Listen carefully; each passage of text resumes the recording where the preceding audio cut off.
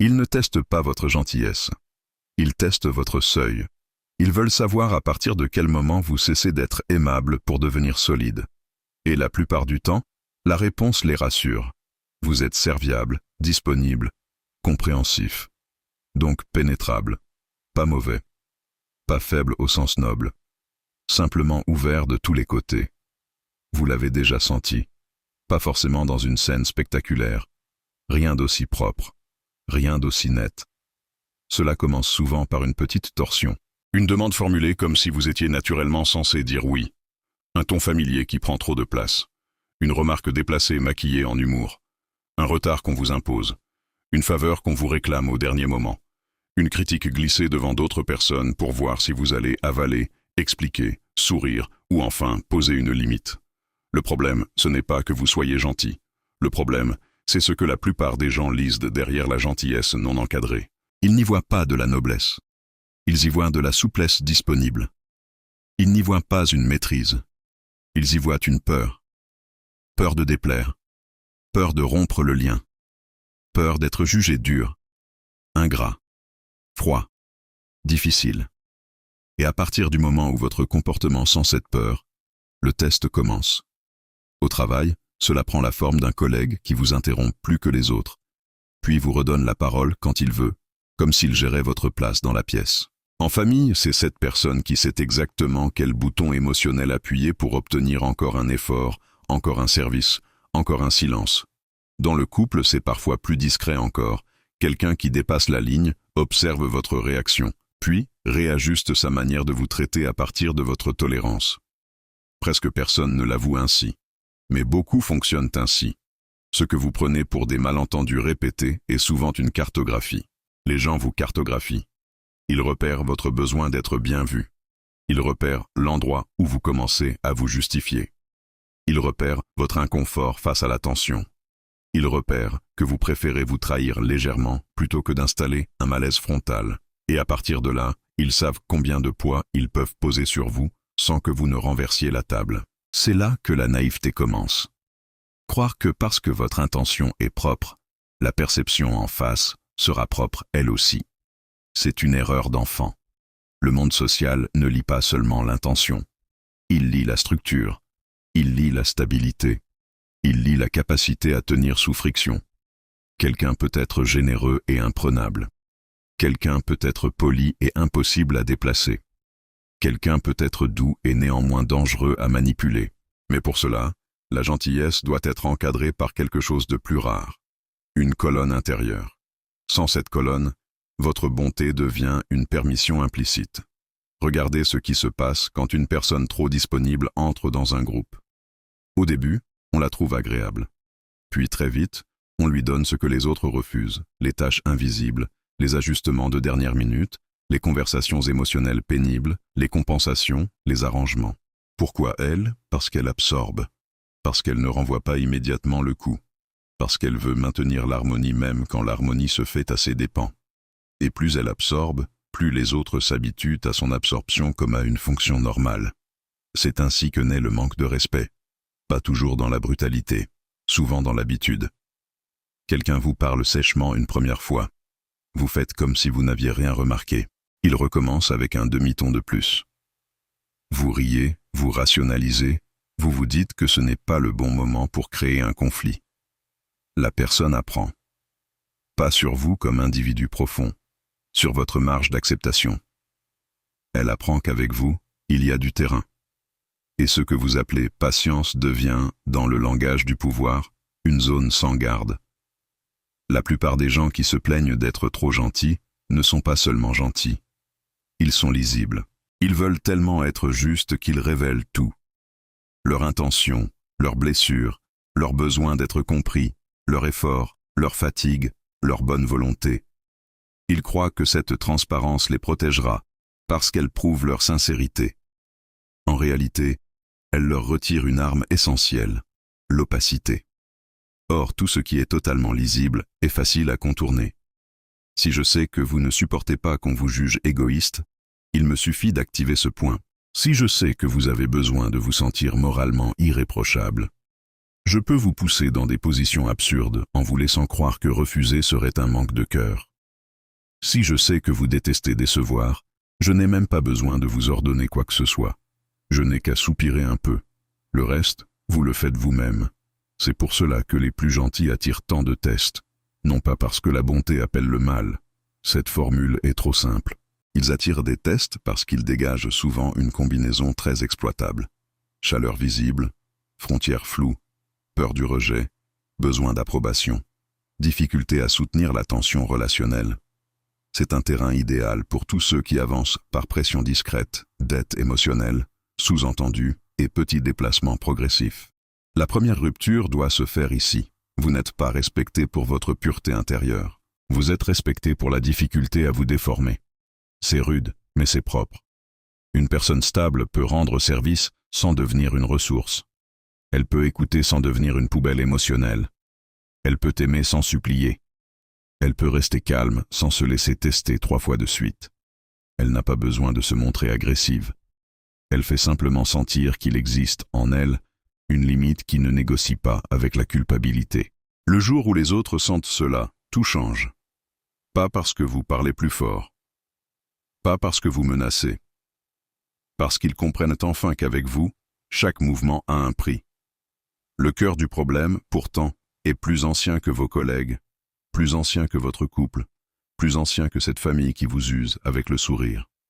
Il y a souvent, derrière l'excès de gentillesse, un ancien contrat psychique, quelque chose comme « si je suis facile à vivre, on m'aimera » ou « si je comprends tout, on ne m'abandonnera pas » ou encore « si je prends peu de place, on me laissera rester ». Tant que ce contrat est actif en vous, vous ne posez pas des limites, vous négociez votre valeur. Et quelqu'un qui négocie sa valeur perd toujours du terrain. Il faut alors regarder la vérité sans se flatter. Ce n'est pas votre bonté qui vous trahit, c'est votre dépendance à l'image de bonté. Vous voulez être vu comme la bonne personne. Vous voulez sortir moralement intact de chaque interaction. Vous voulez qu'on reconnaisse votre patience, votre effort, votre intention. Et c'est précisément ce désir qui vous rend manipulable, parce qu'il donne aux autres une poignée sur votre système nerveux. Dès qu'ils sentent que vous avez besoin d'être perçu comme bon, ils peuvent vous conduire où ils veulent, en salissant légèrement l'alternative. Refuser? Vous voilà dur. Vous retirer? Vous voilà ingrat. Ralentir? Vous voilà distant. Questionner? Vous voilà conflictuel. Ne pas répondre tout de suite? Vous voilà étrange. Et parce que vous ne voulez pas porter ces étiquettes, vous payez. Encore. Encore. Encore. La vraie maîtrise commence quand vous acceptez de survivre à la mauvaise lecture des autres. Il y a un moment très précis où la dynamique peut basculer. Ce moment est minuscule. Quelqu'un insiste. Vous sentez l'automatisme monter en vous. Expliquer, vous excuser, adoucir, compenser. Et puis, au lieu de nourrir ce mécanisme, vous tenez un silence. Pas un silence vexé, pas un silence théâtral. Un silence propre, respirant, stable. Vous ne donnez pas tout de suite votre justification. Vous ne vous hâtez pas de prouver votre innocence. Vous laissez la tension exister quelques secondes sans la racheter. Ces secondes changent la lecture entière de votre présence. Parce qu'à cet instant, vous cessez d'être un système ouvert piloté par l'inconfort. Vous redevenez quelqu'un qui choisit.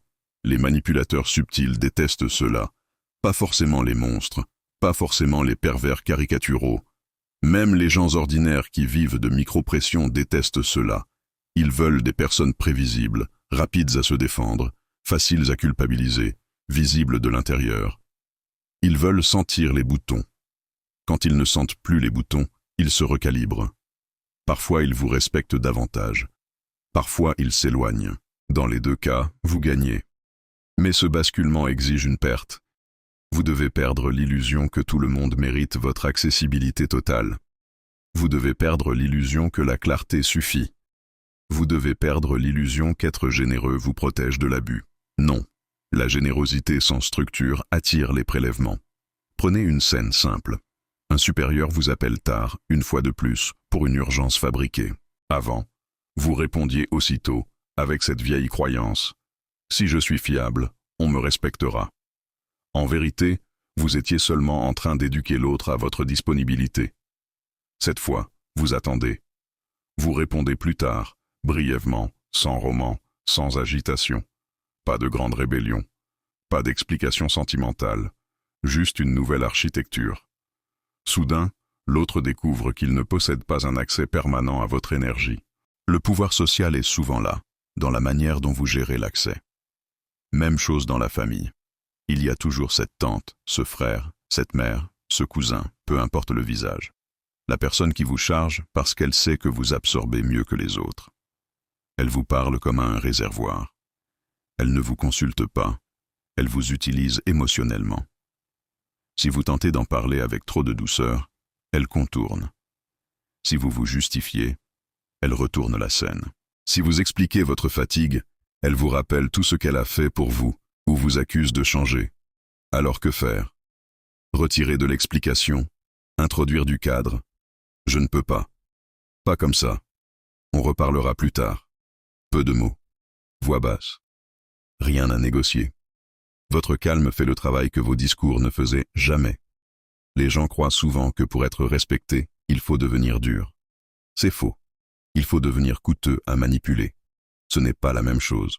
La dureté excessive trahit encore une dépendance. On veut écraser parce qu'on craint d'être pris. La vraie force n'a pas besoin de spectacle. Elle réduit simplement les prises. Elle raréfie l'accès. Elle limite l'explication. Elle ralentit la réaction. Elle laisse l'autre se révéler davantage. Elle observe ce qui se passe quand on alimente plus immédiatement la scène. Et là, beaucoup de vérités sortent. Celui qui ne vous aimait que serviable devient froid. Celui qui confondait votre gentillesse avec une permission s'étonne de votre nouvelle distance. Celui qui vous testait pour rire arrête soudain ses blagues. Celui qui vous méprisait en douce vous traite avec plus de précaution.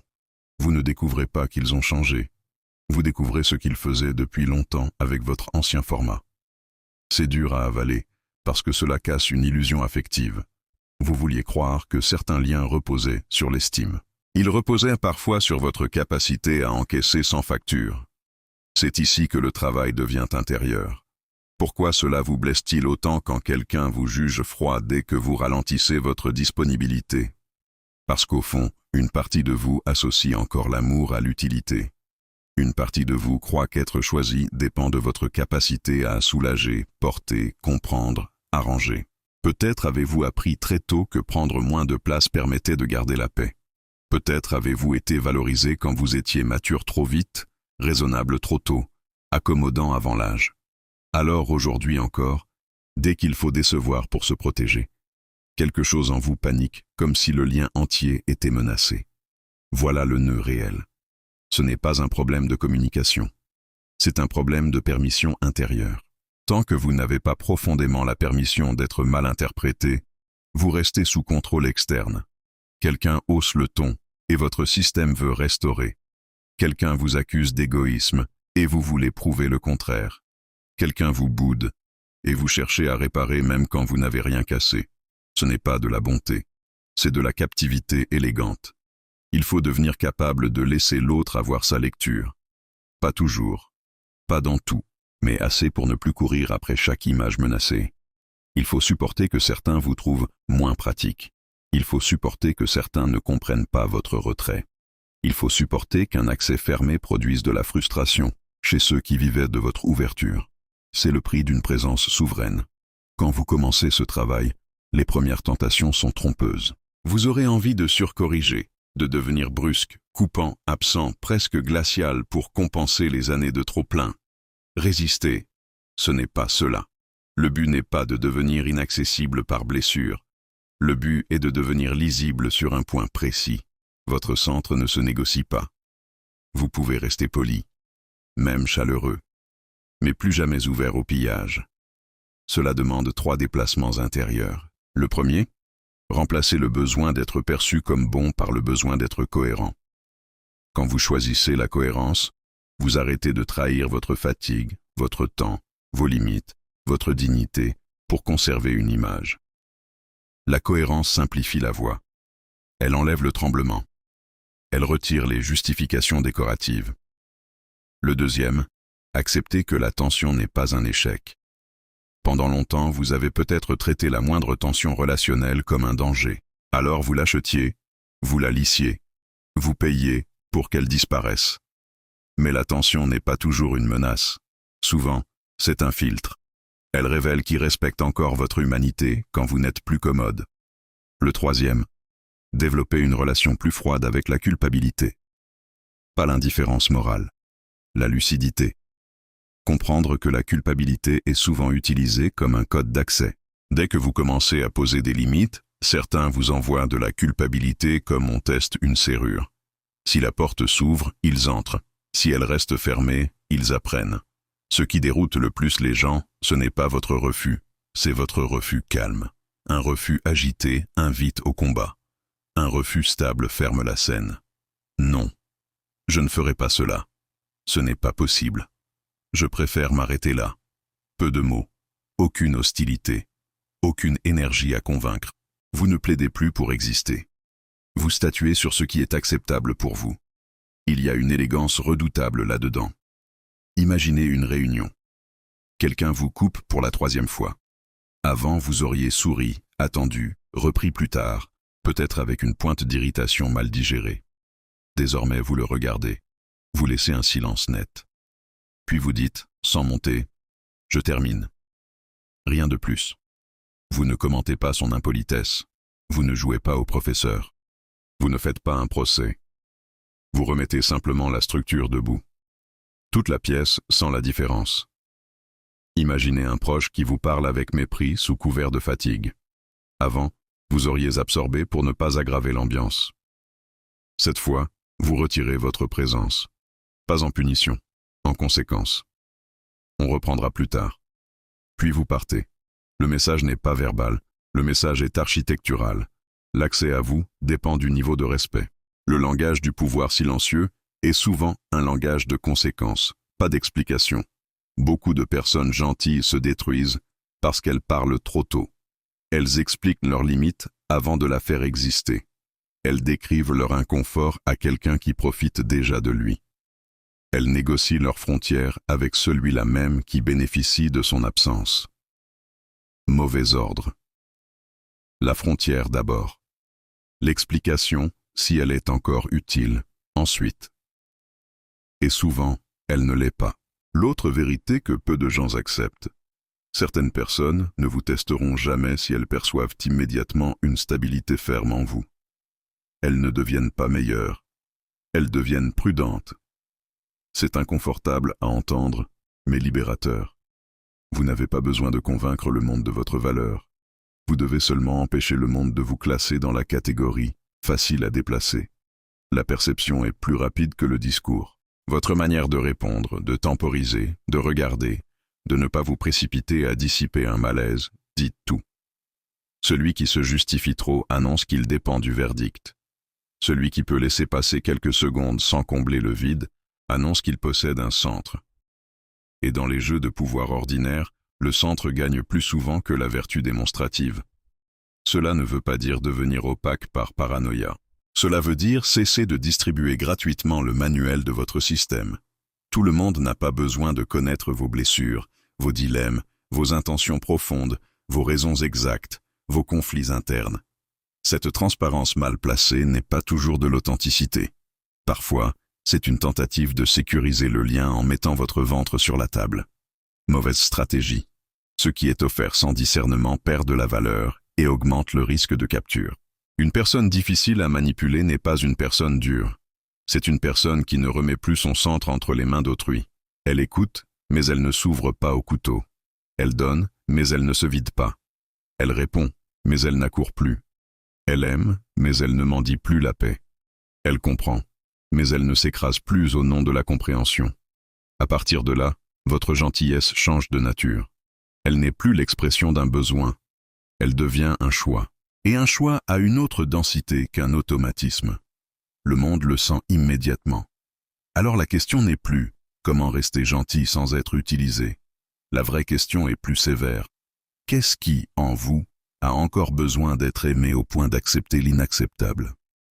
Tant que vous ne regardez pas cette part-là, vous traiterez le symptôme. Vous apprendrez quelques phrases de limite, quelques techniques de communication, quelques postures. Cela aidera un peu. Mais sous pression, l'ancien contrat reviendra. Sauver le lien, sauver l'image, sauver la paix, même au prix de soi. Le travail profond consiste à retirer la survie affective de l'équation. Vous pouvez perdre une approbation sans perdre votre valeur. Vous pouvez décevoir quelqu'un sans devenir mauvais. Vous pouvez fermer une porte sans être cruel. Vous pouvez être incompris sans être coupable. C'est cela, la vraie sortie. Et le paradoxe est beau. Quand vous n'avez plus besoin d'être vu comme quelqu'un de bien, vous devenez enfin quelqu'un de sûr. Votre bonté cesse d'être une porte ouverte pour devenir une qualité tenue par une main ferme. Les gens ne sentent plus une disponibilité sans fin. Ils sentent une présence avec structure. Ils sentent qu'il y a de la chaleur, oui, mais pas d'accès gratuit. Du calme, oui, mais pas de soumission. De l'écoute, oui, mais pas de prise de contrôle. C'est là que naît le respect mature. Pas l'approbation molle, pas la sympathie utilitaire. Le respect. La plupart ne comprendront pas la transition. Ils diront peut-être que vous avez changé. Ils auront raison. Vous ne serez plus l'endroit où chacun vient tester sa propre impunité. Vous ne serez plus cet espace commode où la pression, la demande, l'humeur, l'exigence des autres peuvent atterrir sans résistance.